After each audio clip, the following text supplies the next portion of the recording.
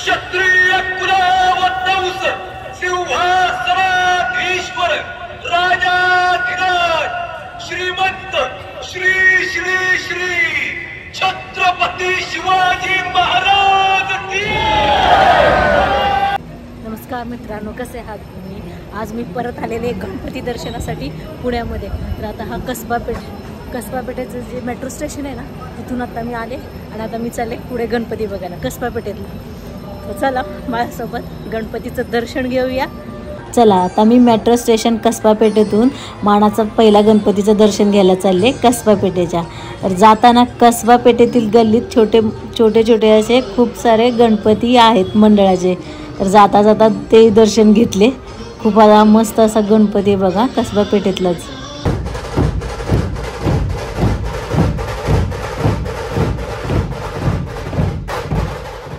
मित्रांनो, कसबा पेठेतून 50 ते 100 मीटर पुढे अंतरावर आल्यानंतर हे बघा मानाचा पहिला गणपती कसबा गणपती. याचं जे थीम आहे ती श्री बल्लाळेश्वर मंदिर पाली या ठिकाणचं मंदिर आहे. त्या ठिकाणची ही थीम केलेली आहे. खूप मस्त अशी थीम आहे. डेकोरेशन पण खूप छान केलंय. कसबा गणपतीचं मंडळ जो आहे त्या मंडळाच्या बरोबर समोर आहे ना कसबा गणपतीचं ना मंदिर आहे. हे इथलं देवस्थान आहे, ओरिजिनल मंदिर आहे हे बघा. इथला हा मानाचा पहिला गणपती पुण्याचा कसबा पेठेतला.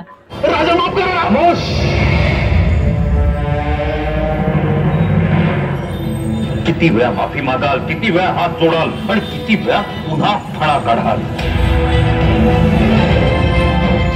चंद्रराव केलेले उपकार विसरलात. आणि चंद्रराव आता या उर्मटपणाला माफी नाही.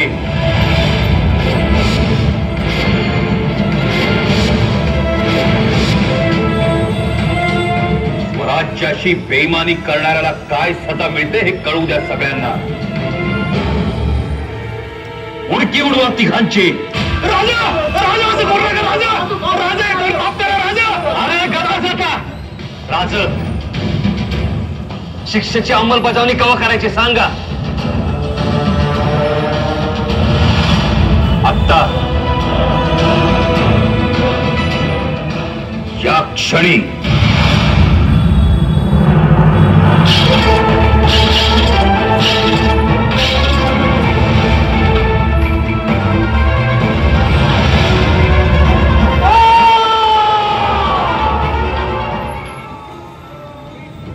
मंडळी, माणूस म्हटलं की तो चुकणारच हे आपण ग्राह्य धरतो. पण त्याच व्यक्तीकडून तीच चूक वारंवार होत असेल तर तो अपराध ठरतो. आणि असाच अपराध जर कोणी देश व धर्माविरोधात जाणून बुजून करत असेल तर अशा कृत्यास महापाप म्हटले जाते. आणि असे महापाप करून अराजक माजवणाऱ्या जहरी सापास कसे ठेचायचे हे राजियांना पुरते ठाऊक होते. हे त्यांनी साऱ्या जगाला दाखवून दिले. तेव्हा मंडळी, आपणही महाराजांचा आदर्श डोळ्यासमोर ठेवून स्वराज्य टिकवण्यास नेहमीच प्रयत्नशील राहूया.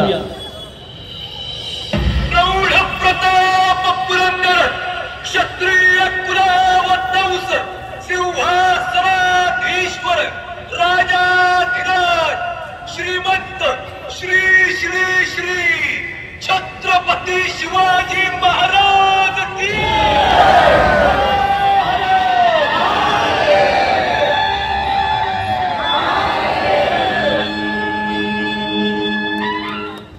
हे बघा, अतिशय सुंदर असं हे सादरीकरण यांनी केलं होतं. अंगावर काटा आणण्यासारखं हे सादरीकरण होतं. एकदम मस्त, खूप छान. हे बघा, कसबा पेठेतून 50 ते 100 मीटर पुढे आल्यानंतर कसबा पेठेच्या गणपतीचं दर्शन घेतल्यानंतर हा बघा, हा लाल महल आहे आणि हा शनिवार वाडा आहे. हा आणि ह्या दोन्हीच्या मधून इकडे पुढे दगडूशेठला जाण्यासाठी रस्ता आहे. तर चला आता आपण पुढे जाऊया दगडूशेठचं दर्शन घ्यायला.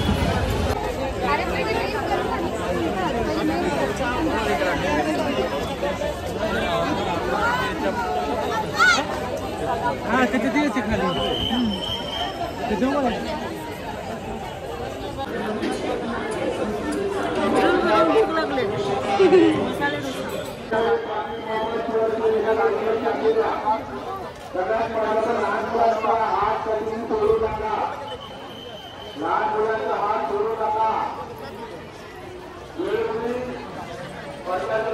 हे श्रीमंत दगडूशेठ गणपतीचं मेन मंदिर आहे.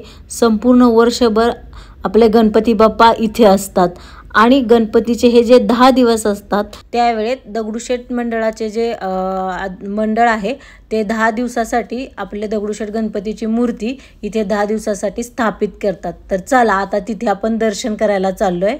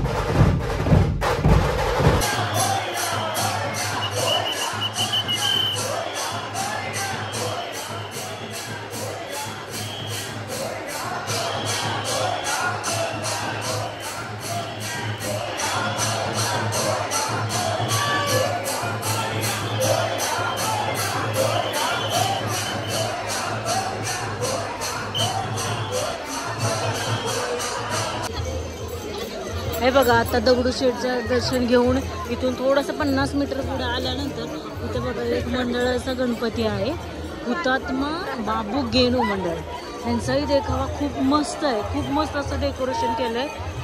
खूप चला आता आतमध्ये आपण जाऊ दर्शन घ्यायला. हार्दिक स्वागत करत आहे. ऐच्छिक देणगी पावती व्यवस्था, अभिषेक देणगी पावती व्यवस्था मंडपामध्ये दोन्ही बाजूला व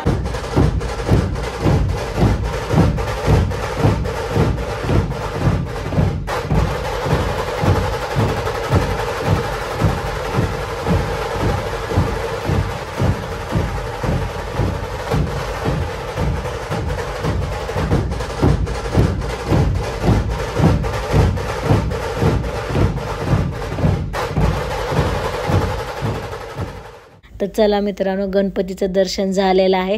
आजचा सलग 3रा दिवस आहे माझं पुण्यामध्ये येऊन गणपतीचं दर्शन करायला. खूप छान वाटलं, डेकोरेशनही खूप सुंदर आहेत. तुम्ही पुण्यातले असाल तर येऊन दर्शन नक्की करा. माझा व्हिडिओ आवडला असाल तर लाईक, चॅनलला सबस्क्राईब करायला विसरू नका आणि कमेंटमध्ये गणपती बाप्पा मोरया नक्की लिहा.